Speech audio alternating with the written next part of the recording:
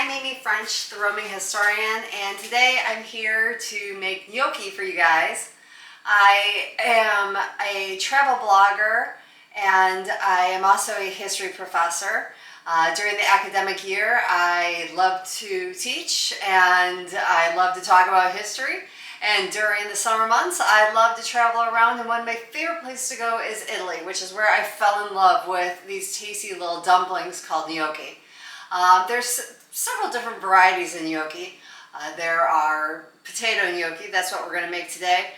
There are semolina gnocchi, those are more popular in Rome. Some people make ricotta gnocchi. And one of the things that, being a travel blogger, it's kind of, normally I write about history since I'm a history professor, but you can't write about history without writing about food. History and food are tied together. I mean, a person's culture is so tied to their food, and when we think about, telling these tales. So I started, writing down my recipes, and as I was writing down this recipe, I thought this one is best demonstrated, so I'm going to demonstrate it for you today. So I have in my hand a baked potato. I did this in the microwave because I've tried this various ways, and I found the microwave did this the best. You want your potato to be dry. I've tried boiling them, that made them too wet. I've tried baking them, and it's just honestly too cumbersome. I'm just going to throw this in the sink. And then I put them into, let me here move this for you. I put this into a ricer. That's what this is. So I'm just going to put this in here. And I'm just doing a small little batch. On my blog, roaminghistorian.com, I'll have a full big old recipe for you guys, but we'll just do a tiny little recipe for you today, just so you can kind of get a feel for what a little bit of a gnocchi. So, okay, let's put that there. Now, when doing this, I would use about 24 ounces, so I'd use 4 potatoes about this size. I'd use a cup of 00 all-purpose flour. Here I have Italian flour. This is Molino Grassi. You could use regular AP flour if you don't have that. And then I'm going to use, I would use about a cup of this if I was using 4. And I would use 1 full egg. I'm not going to use even close to that. In fact, I'm probably going to use maybe just a scant teaspoon of it because we don't want this too wet. We want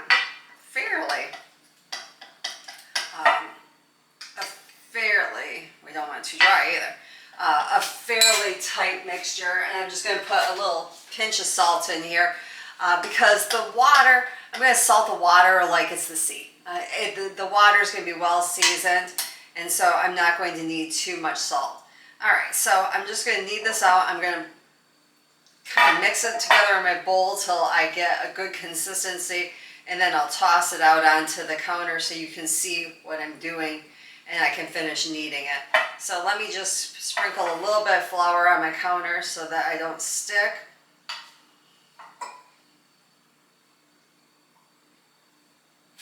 And let me move my bowl over here.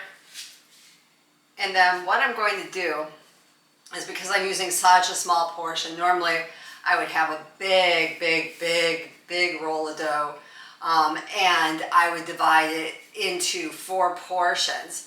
But this is just to get you started. This is just really just to get you so you can see what it looks like, what you should, kind of the consistency that you're going to want to get, and then an idea of what we're going to form. So what we're going to look for is we're going to want to knead it together, and I'm just going to,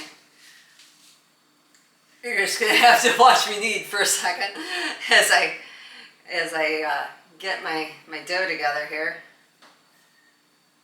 But I have to get the right consistency. And with pasta, it is a bit about feel. I mean, I am kind of, as I'm doing this, I don't want to overwork it. But I want it to stay together too. And now I can feel that it's there. It's right where I need it to be. It's sticking together. It's holding into itself. And now I'm going to start rolling it into a log. And I want this roll to be about 1 inch in circumference. And then I'm going to cut it into little 1-inch pieces. Let me get my potato out of the way too so I can show you what I'm going to do here. Now this part's the cool part, and I really like this part when it all comes together. And so once I start to get my log here, and we've got this nice little rope, I'm going to take this the back of a paring knife, and I'm going to cut. I'm going to make about 1-inch pieces, and we're just going to cut these up. You want your rope to be about even size. That's probably the hardest for me. I always end up with a rope that honestly it looks pregnant in parts and anemic in others. And then I'm going to use this. This is a gnocchi board. You can see here it has grooves down it. If you don't have one of these, you could use a fork. But these are not that expensive. I think mine was around $5. You can find them anywhere in Italy. You can find them at any kitchen store or any convenience store. In Italy, they have them at just all over the place at the grocery stores and things. But if you're not in Italy, which you're probably not, you could get them at Williams Sonoma or a kitchen store here in the States, or you could probably, I found mine on Amazon. So they're just a gnocchi board. And so what we're going to do is we're just going to roll it down. We're not even putting that much pressure. You can see I just kind of used the palm of my hand and I just rolled it. And what that does is it allows for it to have grooves. And those grooves are going to really be great because those grooves, I don't know if you can see those grooves, but those grooves are going to be what the sauce will adhere to. And they are going to get all, the sauce is going to be able to get in there and it's going to get all good and it's going to be so wonderful. And so you just keep doing them. And now if we had made a full batch, we would do this over and over and over and over and over and over and over and over again. And we would just keep going and going until we had about 4 portions worth in a nice big mound. And then we would put them in rapidly boiling salted water. They're only going to take a few minutes to come to the top, and when they come to the top of the water, they're ready to go. Remove them and immediately put them into your sauce. You can do them in just a very basic sauce of like a browned butter with sage and cheese, Parmesan Reggiano. Or you could do them, I often just put them in a pomodoro sauce, a tomato sauce, with some, once again, Parmesan Reggiano. You can do it really, the sky's the limit.